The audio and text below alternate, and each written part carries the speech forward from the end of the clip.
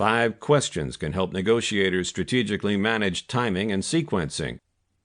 What changes in the external marketplace might increase or reduce the value or significance of the offer for each party? To what extent can we use additional time to reinforce our walkaway options?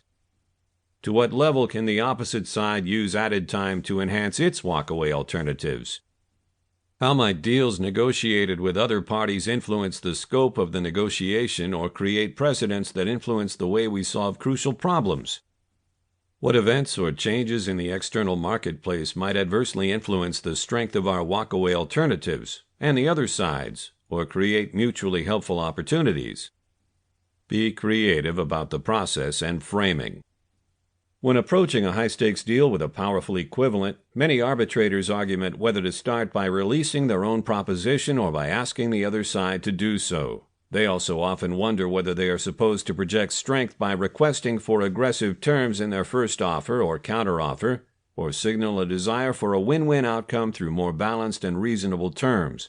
But such binary thinking blinds us to the number of ways we may form the negotiation process to minimize risk and increase the likelihood of a great outcome. Let's take a look at a worldwide healthcare company that depended upon a single supplier to make one of its biggest revenue-generating products.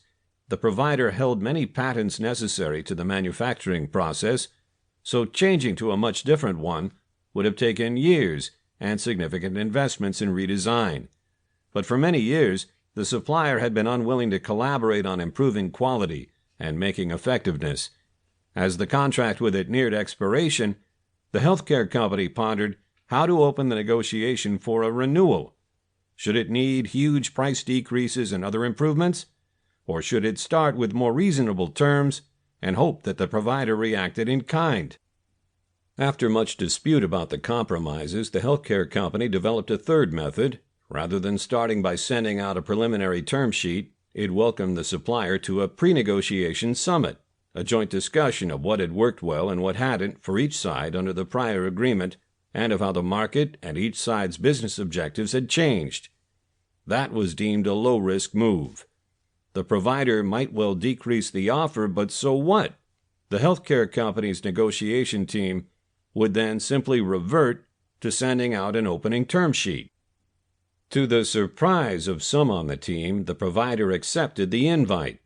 During the summit, the healthcare company's team shared an analysis of the economics and progressing market position of the company's product.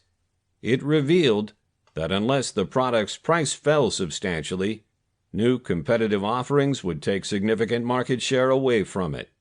That would reduce not only the healthcare company's income, but also the provider's. The analysis triggered an animated discussion focused not on bargaining, but on joint problem-solving.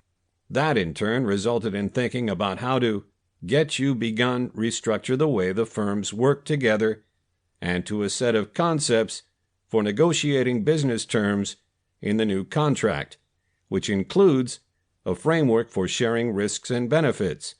The ultimate deal saved the maker tens of millions of dollars, but was seen by the supplier as more favorable than the earlier agreement. Both sides concurred that a standard offer-counteroffer negotiation process would at best have yielded a considerably less important offer for both and could easily have led to no deal at all.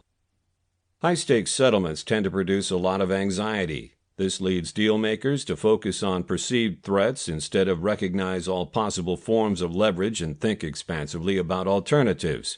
When that happens, negotiators are more likely to make poor tactical choices, either giving into pressure from the opposite side or inadvertently causing their own worst fears to come to pass. A strategic negotiation method includes more than choosing a cooperative or competitive posture, and thinking in such binary terms is generally disadvantageous. Examining connections between one negotiation and others with the same party over time, and even with other parties, taking a pretty hard look at whether they're negotiating about the right things, and concentrating on when and how to most successfully engage with the other side, will unlock much more value for deal makers.